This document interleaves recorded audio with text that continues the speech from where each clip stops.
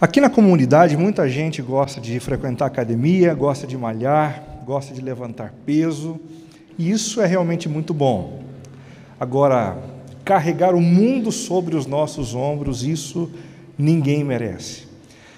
E é exatamente assim que muitos de nós nos sentimos, né? Numa época como essa, no final do ano, a sensação de que algumas coisas estão pesando demais sobre os nossos ombros. Nós já conversamos sobre o cansaço gerado pelas demandas intermináveis na primeira mensagem dessa série. Na segunda, nós conversamos sobre o cansaço gerado pelas pessoas impiedosas que nos cercam e que, vez ou outra, tornam a nossa vida bastante complicada, bastante difícil. Em seguida, conversamos sobre o cansaço gerado pelas expectativas inatingíveis. Essa foi a conversa que a gente teve na semana passada. Quantas das nossas expectativas e dos nossos sonhos acabam sendo peso desnecessário sobre a nossa existência? E hoje, a gente vai conversar um pouquinho sobre o cansaço gerado pelas nossas decisões equivocadas. Quem aqui é que nunca tomou uma decisão e depois de algumas semanas, ou depois de alguns meses, não pensou assim: o que é que eu fui fazer? Por que é que eu não pensei um pouquinho mais? Por que é que eu não ouvi as pessoas que me disseram: não faça isso, não dê esse passo, é cedo demais, ou é tarde demais, ou isso não é para você? Mas na impulsividade, no desejo de acertar, certamente, alguns de nós tomamos decisões no passado e, com o passar do tempo, chegamos à conclusão de que essas decisões foram equivocadas. Deixa eu dar alguns exemplos para vocês de decisões equivocadas. Escolher uma profissão pelo status oferecido. Essa história de trabalhar num mundo tão competitivo já é complicada demais. Agora, trabalhar no mundo competitivo, fazendo algo que a gente não nasceu para fazer, é complicado ao quadrado. Em segundo lugar, mudar de emprego ou de ramo por pura ambição financeira. É engraçado, mas vai chegando aí na meia-idade, faixa dos 40, 45 anos, algumas pessoas vão tendo vontade de jogar tudo para cima e fazer exatamente o contrário do que foi feito até aqui, até aquele momento profissionalmente, ou então por uma questão financeira, né? Para ganhar um pouco mais, para ter um pouco mais de visibilidade. Em terceiro lugar, trocar a solidão por um mau casamento. Essa é uma decisão bastante comum da gente perceber, não é? Tem gente que padece por conta da solidão. Como eu gostaria de ter alguém. Como eu gostaria de chegar em casa e ter um ombro para poder deitar, alguém para poder ouvir as minhas histórias. A solidão é dura, a solidão é cruel. Mas mais complicado do que a solidão é a gente ter uma má companhia. E com medo da solidão, muita gente vai se atropelando.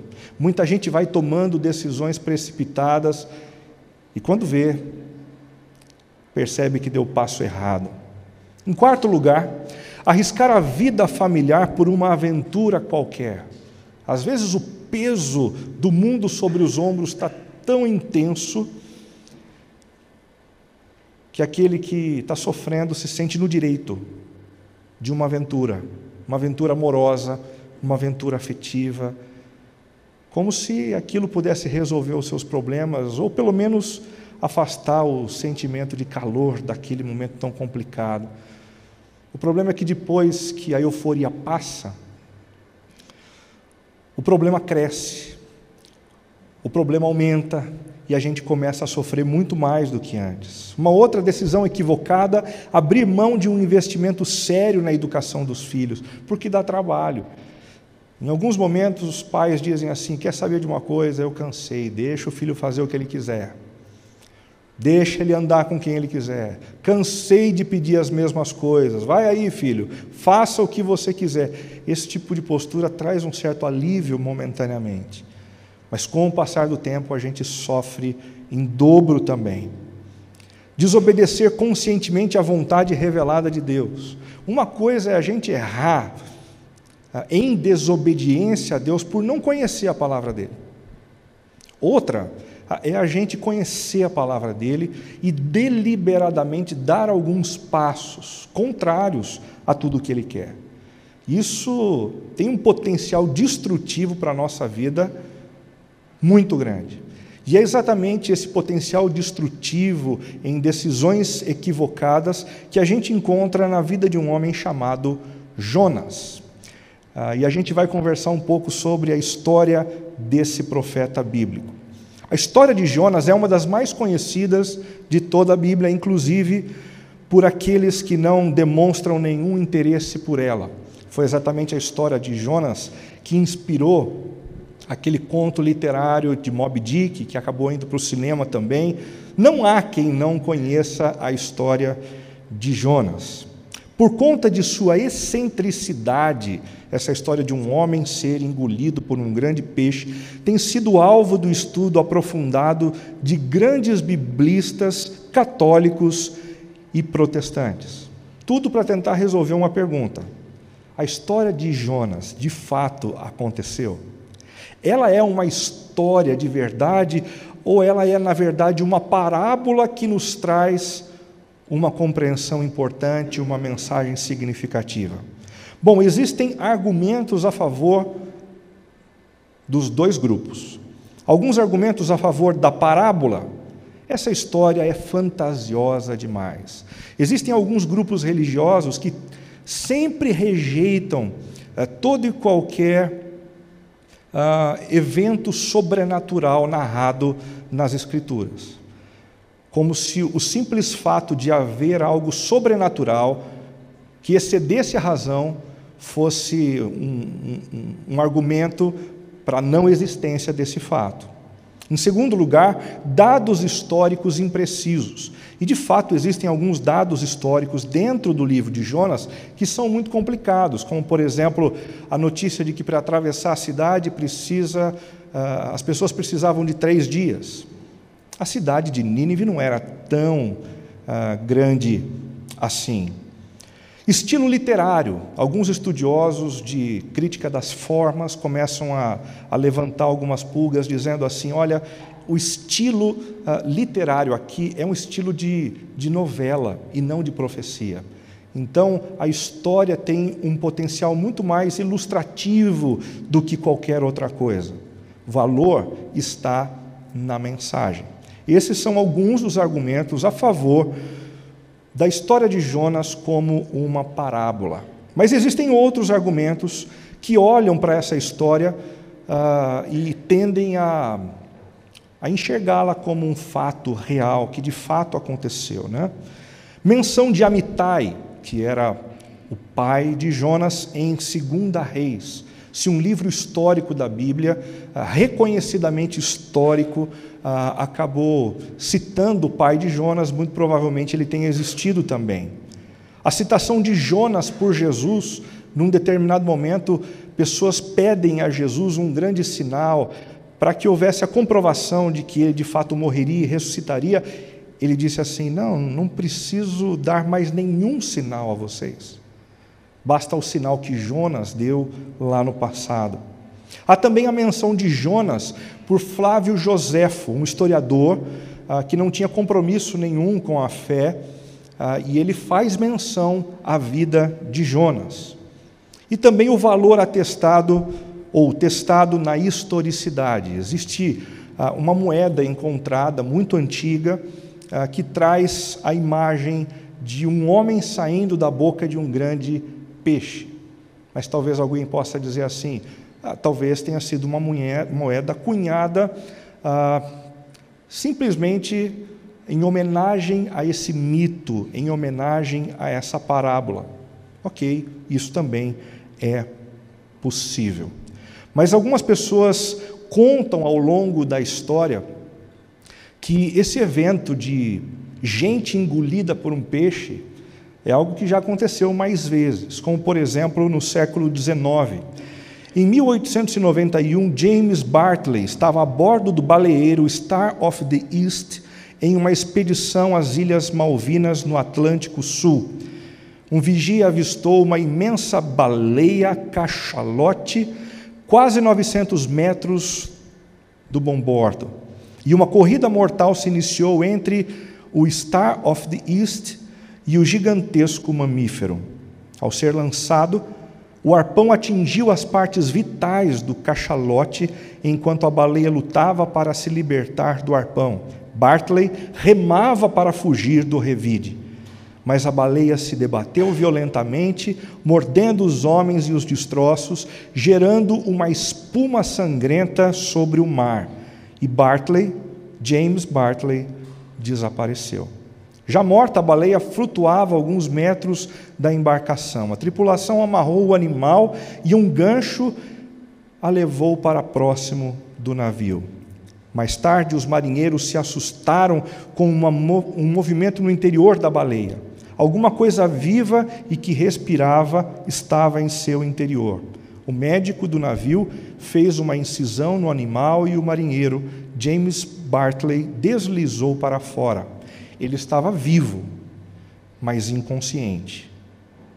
Por causa das 15 horas que ficou dentro do estômago do mamífero, Bartley perdeu todos os pelos do corpo e ficou cego pelo restante da sua vida. E essa foi uma experiência muito dramática. Um fato histórico, e aqui um registro da imagem do grande peixe que teria engolido James Bartley.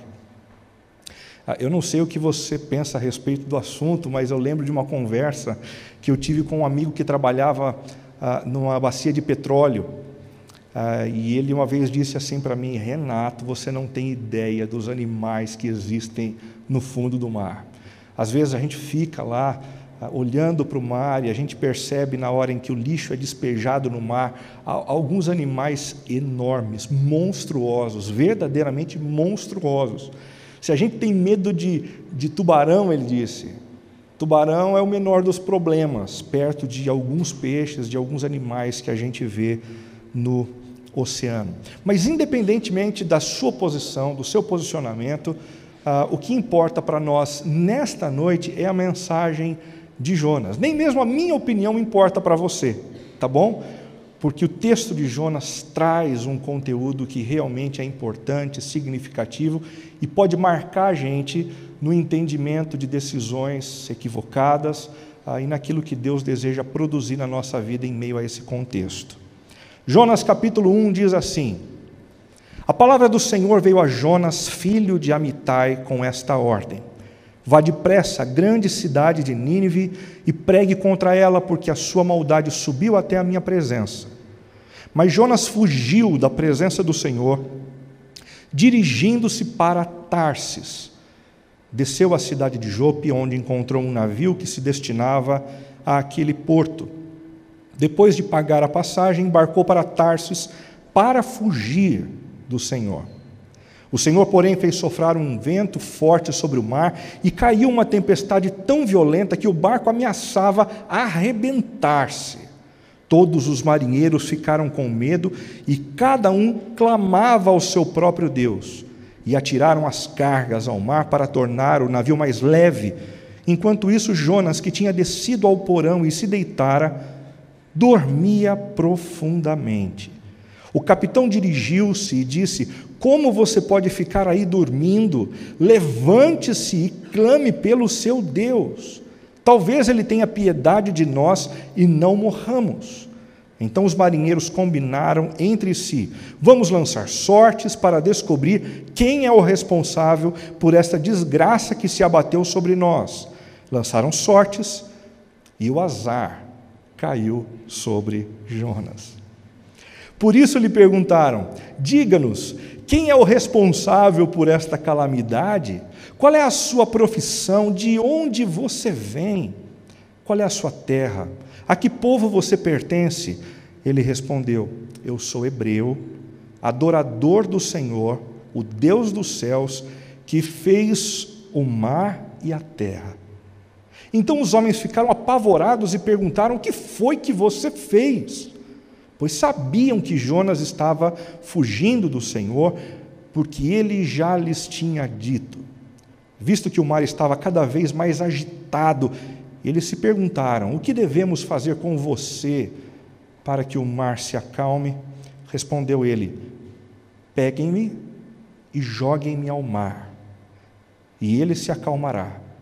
Pois eu sei que é por minha causa que esta violenta tempestade caiu sobre vocês.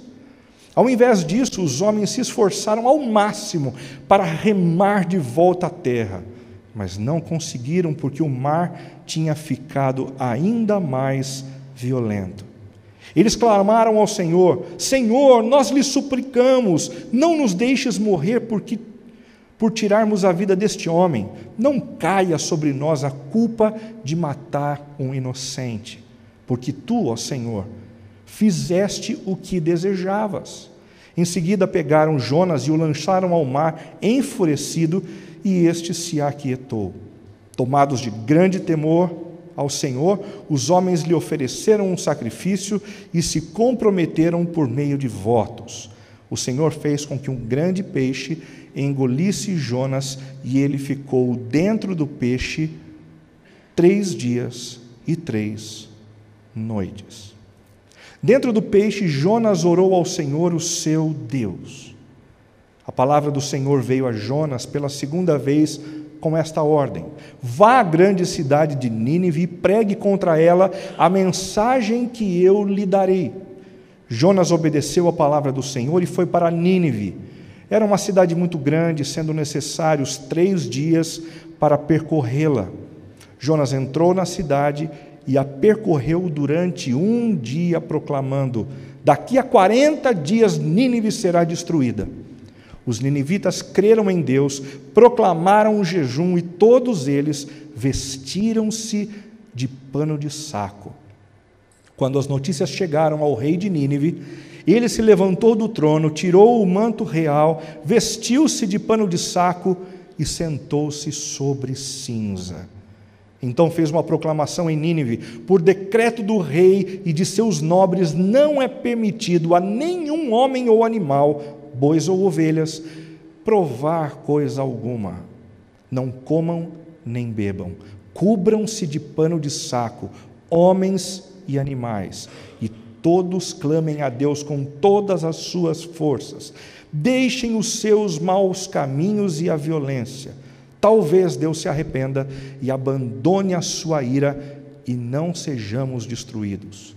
Tendo em vista o que eles fizeram e como abandonaram os seus maus caminhos, Deus se arrependeu e não os destruiu como tinha ameaçado. Jonas, porém, ficou profundamente descontente com isso e enfureceu-se. Ele orou ao Senhor: não foi isso que eu disse quando ainda estava em casa? Foi por isso que me apressei em fugir para Tarsis. Eu sabia que és Deus misericordioso e compassivo e muito paciente, cheio de amor, e que prometes castigar, mas depois te arrependes. Agora, Senhor, tira a minha vida, eu imploro, porque para mim é melhor morrer do que viver. O Senhor lhe respondeu: você tem alguma razão para essa fúria? Jonas saiu e sentou-se num lugar a leste da cidade, ali construiu para si um abrigo, sentou-se à sombra e esperou para ver o que acontecia com a cidade. Então o Senhor Deus fez crescer uma planta sobre Jonas, para dar sombra à sua cabeça e livrá-lo do calor, o que deu grande alegria a Jonas. Mas na madrugada do dia seguinte, Deus mandou uma lagarta atacar a planta e ela secou-se. Ao nascer do sol, Deus trouxe um vento oriental muito quente, e o sol bateu na cabeça de Jonas, ao ponto de ele quase desmaiar. Com isso, ele desejou morrer e disse: para mim seria melhor morrer do que viver. Mas Deus disse a Jonas: você tem alguma razão para estar tão furioso por causa da planta? Respondeu ele: sim, tenho, e estou furioso a ponto de querer morrer. Mas o Senhor lhe disse: você tem pena dessa planta, embora não a tenha podado, nem a tenha feito crescer. Ela nasceu numa noite e numa outra noite morreu. Contudo, Nínive tem mais de 120 mil que não sabem nem distinguir a mão direita da esquerda, além de muitos rebanhos, não deveria eu ter pena dessa grande cidade? Uma decisão equivocada. E, consequentemente, a sensação de que o mundo estava sobre os seus ombros. E essa sensação de cansaço levou Jonas a pedir, por pelo menos 2 vezes, que Deus o levasse. Acaba com a minha vida, Deus. Eu não estou aguentando mais. Eu não suporto o peso que está sobre mim. O problema é que o peso que ele estava carregando nada mais era do que fruto das suas decisões conscientes, pensadas, e que acabaram sendo destrutivas para o seu interior. Por que Jonas decidiu fugir de Deus? Em primeiro lugar, porque ele possuía um projeto pessoal mais significativo do que a vocação dada a ele por Deus. O plano dele era muito maior. Ele preferia se render a ele mesmo, aos seus desejos, às suas vontades, às suas percepções sobre a vida, do que parar para dar ouvidos à vocação de Deus e se engajar nessa vocação. Jonas 1,3 diz: mas Jonas fugiu da presença do Senhor, dirigindo-se para Tarse. Percebam que eu grifei a palavra presença. Jonas fugiu da presença. Essa expressão hebraica significa literalmente face. Jonas desejou fugir da face do Senhor. E para a gente entender a seriedade do que está acontecendo aqui, é só a gente se lembrar daquilo que acontece com as crianças, os nossos pequeninos. Quando uma criança nasce, toda a orientação que ela recebe nos primeiros meses de vida, nos primeiros anos, partem do olhar dos pais, parte do olhar da mãe, parte do olhar do pai. O sentimento de ser querido, de ser amado, vem da face dos pais. O sentimento de ser rejeitado também vem da face dos pais. O saber se uma coisa está certa ou errada vem daquilo que uma criança vê na face dos seus pais. Tudo na vida de uma criança recebe a orientação que ele percebe no semblante daquele ou daqueles a quem ele confia. Nesse momento, Jonas está rompendo com o referencial maior da face de Deus. É como se ele estivesse dizendo: eu não quero mais que a face de Deus determine a minha identidade. Eu não quero mais que a face de Deus determine para mim o que é certo, o que é errado. Eu quero tomar as minhas próprias decisões. Eu quero autonomia, eu quero independência. Quem cuida da minha vida sou eu.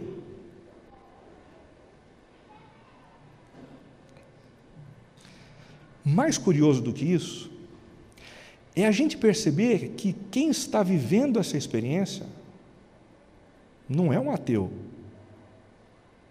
não é alguém que não acreditava no Senhor,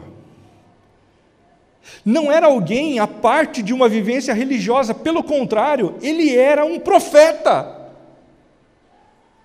Ele conhecia o Senhor, ele mesmo se autoproclamou diante dos amigos como um adorador de Deus, mas esse religioso estava se negando a fazer o que Deus mandava.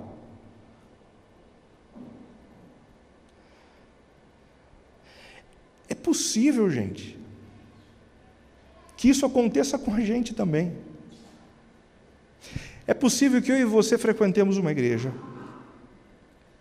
É possível que eu e você confessemos publicamente: eu creio na existência de Deus, eu creio no Filho de Deus que morreu numa cruz por mim, eu creio nisso, eu canto isso, eu participo de uma igreja, eu participo de um grupo pequeno, eu sirvo através dos meus dons numa comunidade cristã, eu contribuo financeiramente, mas ainda assim desobedeço deliberadamente as ordens daquele que é o meu superior.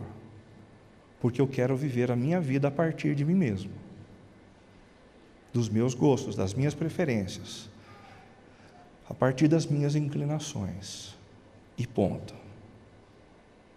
Jonas possuía um projeto pessoal mais significativo do que a vocação dada por Deus. Em segundo lugar, Jonas decidiu fugir da presença de Deus porque ele possuía um coração repleto de ambição materialista e financeira. A gente não tem evidências textuais no livro do profeta Jonas para afirmar isso, mas algumas outras referências bíblicas nos dão essa pista.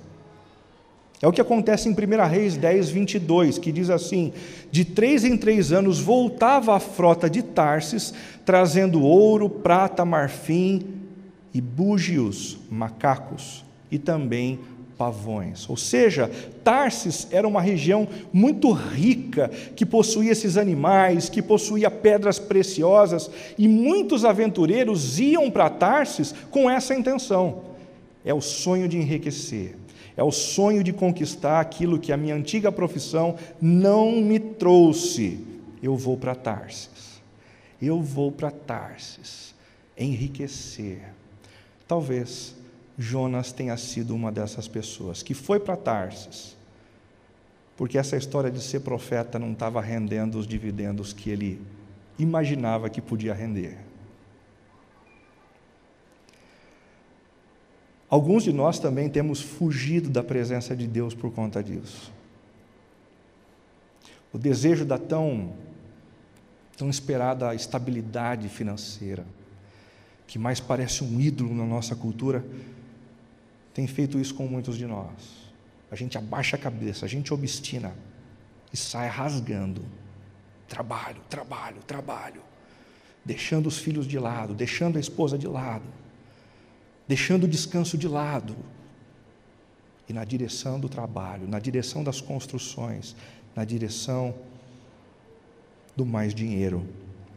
Em terceiro lugar, Jonas decidiu fugir da presença de Deus porque possuía uma aversão àqueles que não tinham os mesmos valores morais que ele.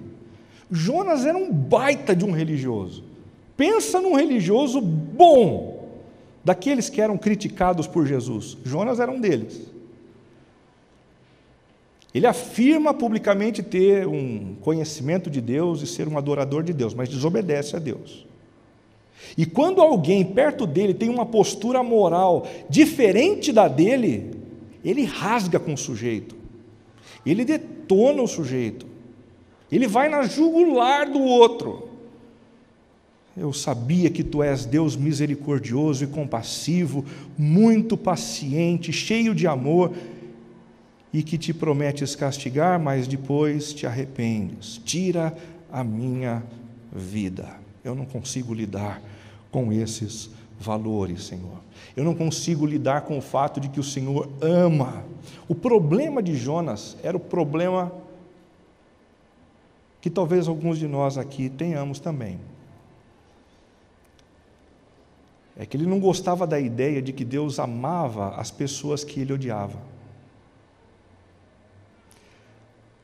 Você já ficou assim, chateado, porque Deus tem demonstrado graça e favor para algumas pessoas e isso te deixou maluco? Não é possível que Deus ame essa pessoa. Não é possível que Deus ame aquele ou aquela a quem eu odeio. Esse era o problema de Jonas. Quais as consequências dessa decisão de fugir da presença do Senhor? Em primeiro lugar, fortes tempestades. Decisões equivocadas na vida só geram tempestades. Decisões equivocadas na vida só atraem a fúria dos ventos e o bramir dos mares. O Senhor, porém, fez soprar um forte vento sobre o mar e caiu uma tempestade tão violenta que o barco ameaçava arrebentar-se. Engraçado, né? Tem gente assim que até briga com Deus. Deus, por que essa tempestade foi permitida na minha vida? Por que essa arruaça toda? O Senhor está dormindo aí em cima? O Senhor só cuida dos outros? Mas muitas dessas pessoas que dizem isso para Deus são incapazes de perceberem que as tempestades que estão ao redor foram criadas por eles mesmos. Avalie com sinceridade. A tempestade que você tem enfrentado nos últimos anos é fruto de um Deus que não te ama, ou consequência de algumas decisões que você não deveria ter tomado. Em segundo lugar, como consequência dessa decisão, o medo generalizado. A estabilidade vai embora. Todos os marinheiros ficaram com medo e cada um clamava ao seu próprio Deus. E perceba que aqui o medo não fica restrito apenas a Jonas. Quando um membro de uma família toma uma decisão equivocada, todo mundo que está nesse barco chamado família sofre. O medo envolve todo mundo. E a instabilidade toma conta das relações. Em terceiro lugar, sonolência espiritual. Enquanto isso, Jonas, que tinha descido ao porão e se deitara, dormia profundamente. Como assim? Como assim? No meio de uma tempestade, com ventos fortes, todo mundo balançando de um lado para o outro e Jonas dormindo. Essa sonolência espiritual acontece com pessoas que estão exaustas e que não aguentam mais lidar com o peso que fica sobre os próprios ombros. Você já se sentiu sonolento quando tudo começa a pegar fogo ao seu redor? Só vontade de dormir. Eu quero meu travesseiro, eu quero minha cama, eu quero alguns remédios que me façam sair dessa realidade brutal que tem roubado a minha tranquilidade. A teologia chama essa sonolência espiritual também de assedia. Assedia é a indisposição de buscar a Deus no meio do fervor, no meio das grandes tempestades pelas quais a gente passa. A gente quer dormir, mas a gente não busca a Deus. Talvez o que você precise nesse momento, mais do que dormir, é buscar ao Senhor. É se aproximar dEle dizendo: Deus, eu preciso bater um papo contigo. Eu tomei algumas decisões que eu não deveria tomar. E agora a casa caiu. Eu preciso da tua ajuda, eu preciso da tua graça, eu preciso da tua misericórdia. Talvez o que você precise, muito mais do que dormir, é de um tempo de conversa séria e íntima com o Senhor da sua vida. E por último, reações autopunitivas. Peguem-me e joguem-me ao mar, e ele se acalmará. É curioso, né? O sujeito é responsável pela tempestade, todo mundo está sofrendo por conta do que ele fez, e ele assume uma postura vitimizada. Me joga no mar. Me manda embora da empresa. Se você pensa assim, separe de mim. Se é isso, procure um outro amigo. Ao invés da gente tratar de maneira madura a situação, a gente vai se vitimizando.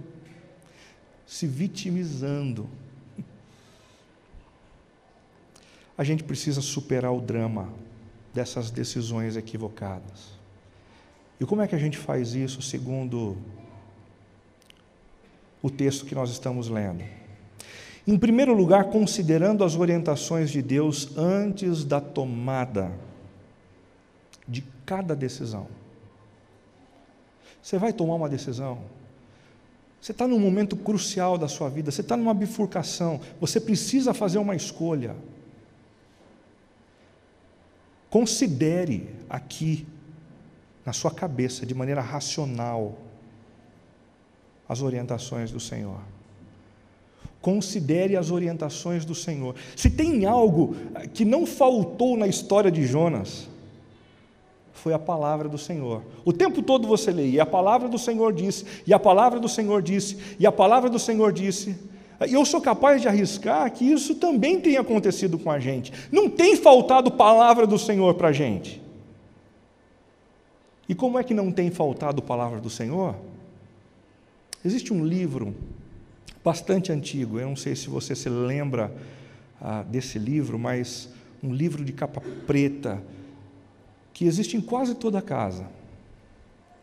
Esse livro que muitas vezes vive empoeirado, guarda dentro dele as palavras mais preciosas que foram registradas ao longo da história, fornecendo subsídios para que a gente compreendesse a orientação do Senhor.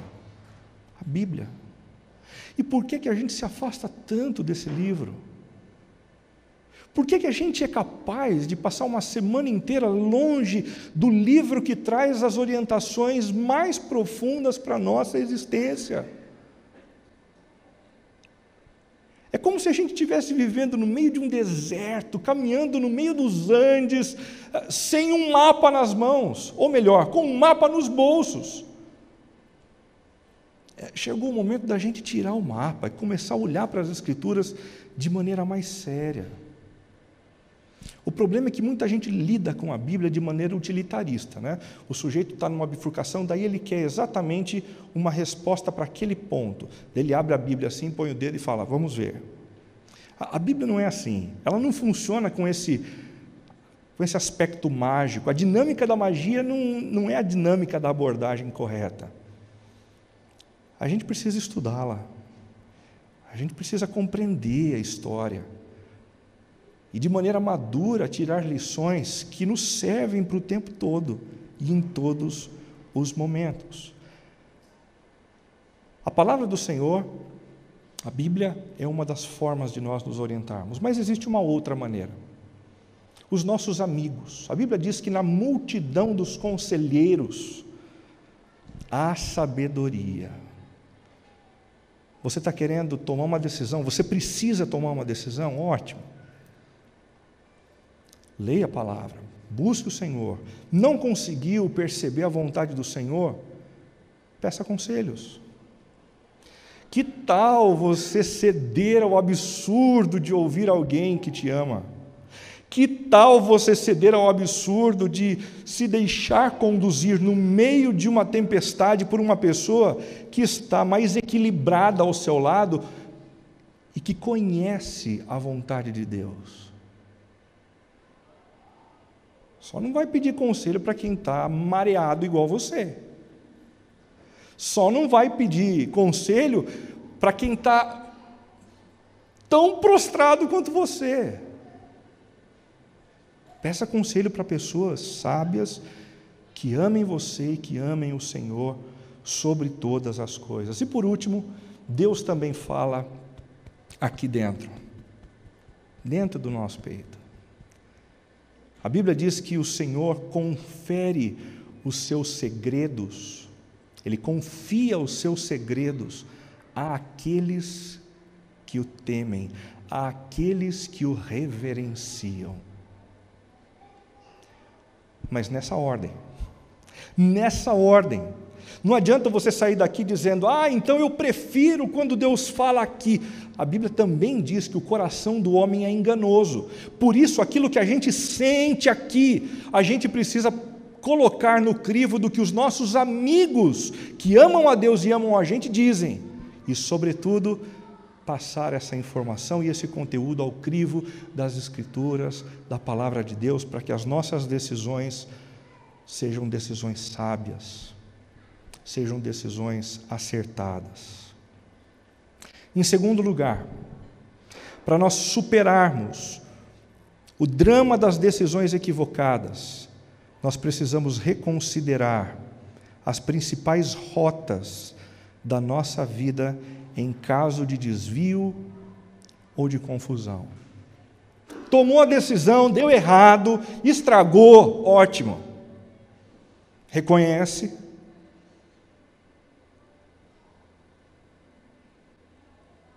Diminui a marcha.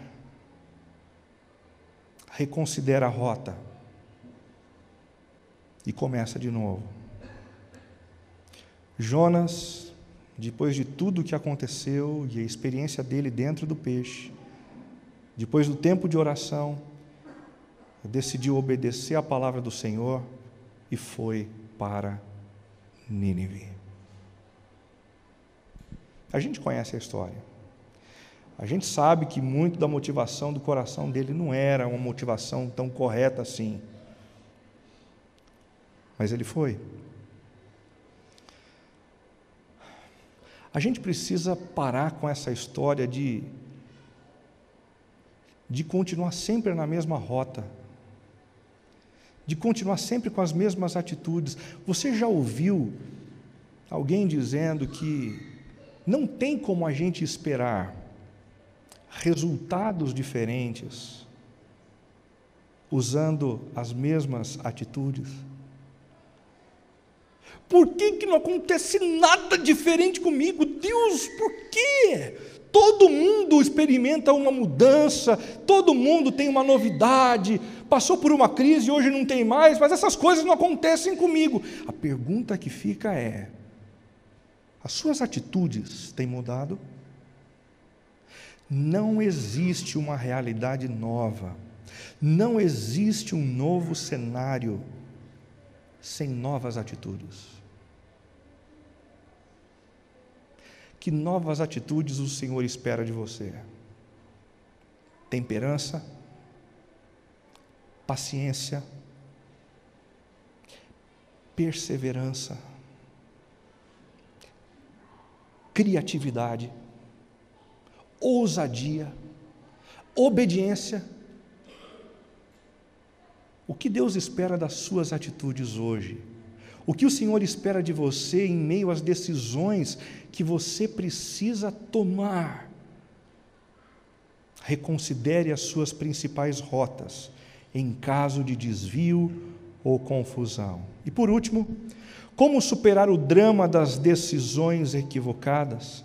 Contando sempre com a maravilhosa graça restauradora de Deus.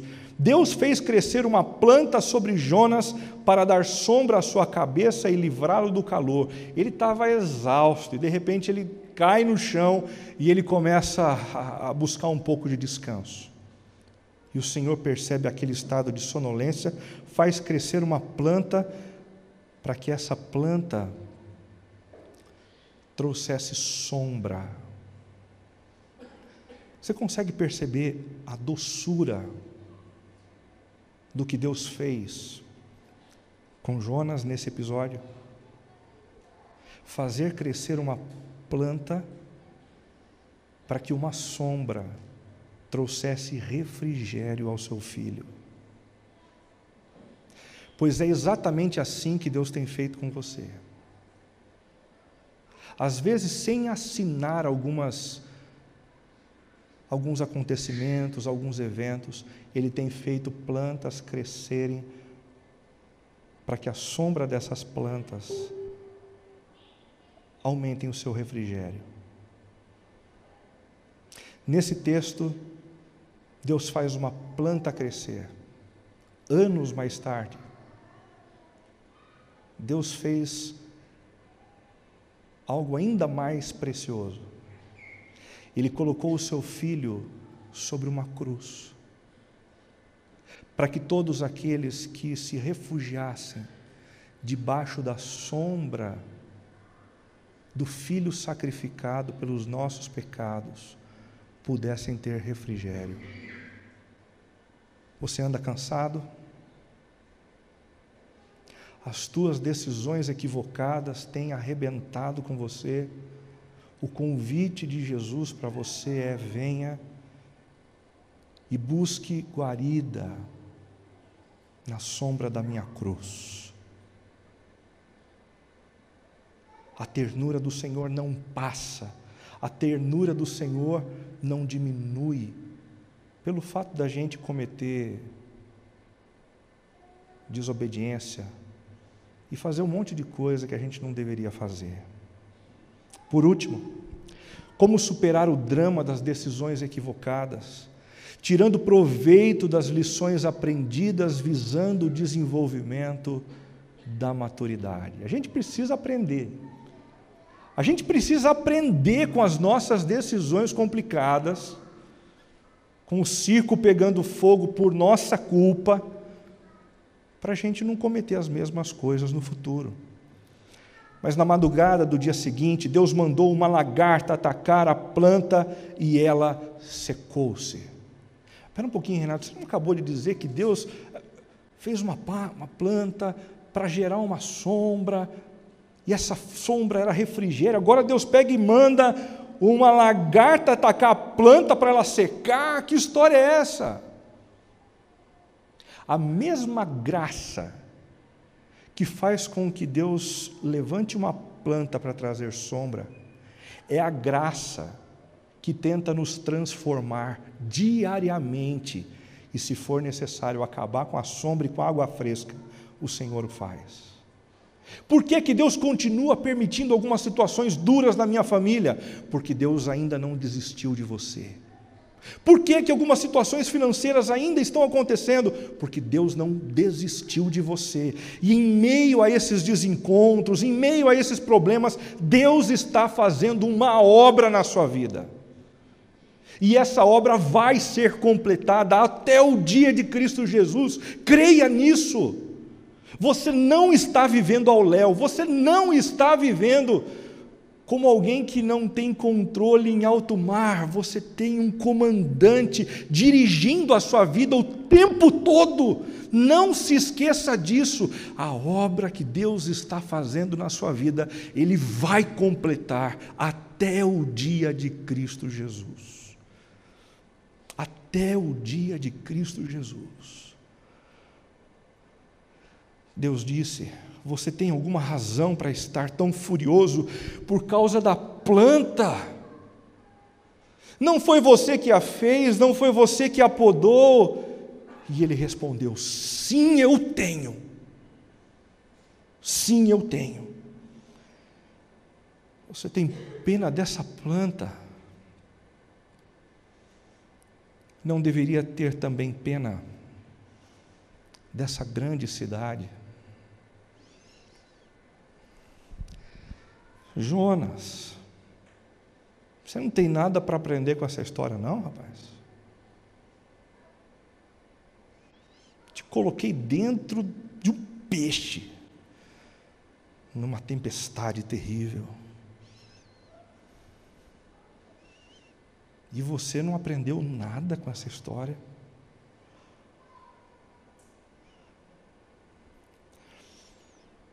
O que Deus está tentando te ensinar através de algumas lutas que você tem enfrentado por conta das suas decisões equivocadas? Você já pensou sobre isso? Você já conversou com o Senhor sobre isso? Porque se você não pensar sobre isso, você pode semear a mesma coisa nos próximos dias, nas próximas semanas, nos próximos meses, e você vai continuar colocando a culpa nos outros. Você vai continuar colocando a culpa no seu patrão, você vai continuar colocando a culpa nos seus vizinhos, você vai continuar colocando a culpa na igreja que você frequentava, você vai continuar colocando a culpa no próprio Deus. E não vai perceber a lição que Deus queria te ensinar em meio às provas. Concluindo, gente, assuma a responsabilidade das suas decisões equivocadas. Eu errei. Eu me lembro de um dia em Campinas, quando o pastor Ricardo estava pregando na Chácara Primavera, e logo depois da mensagem ele franqueou o microfone para que as pessoas pudessem reagir ao que ele falou. E uma pessoa levantou a mão, pegou o microfone e disse: diante dessa mensagem, eu cheguei à conclusão de que eu destruí a vida dos meus filhos. Eu cometi alguns pecados na educação dos meus filhos e eu fui incapaz de perceber isso. Reconhecer os nossos erros, as nossas pisadas na bola, é algo fundamental para a gente avançar. Em segundo lugar, arrependa-se diante de Deus por cada passo errado. E com arrepender-se, eu me refiro aqui a buscar a presença do Senhor, dizendo: perdão pelo que eu fiz. Eu tenho pegado no pé dos meus meninos lá em casa, porque às vezes a gente dá algumas broncas neles, porque eles fizeram alguma coisa errada, aí eles dizem, e eles saem, deixando de fazer a coisa errada. E eu olho para eles e falo assim: como é que é? Eu acabei de dizer que você fez alguma coisa errada. Procure a sua mãe e peça perdão a ela. Arrependimento envolve buscar a pessoa ofendida e pedir perdão a ela. Nesse processo de pedir perdão a Deus, nós somos moídos, nós somos arrebentados aqui dentro e nós somos refeitos pelo constrangimento do amor que nos acolhe em meio às nossas falhas. Por último, tire lições que o conduzam à maturidade. Tire lições que o conduzam à maturidade. Para que você não se sinta sobrecarregado aí pela frente, como aquele que segura o mundo sobre os próprios ombros, toda vez que repete os mesmos erros. Os mesmos erros. Os mesmos erros. Vamos orar? Oh, Pai,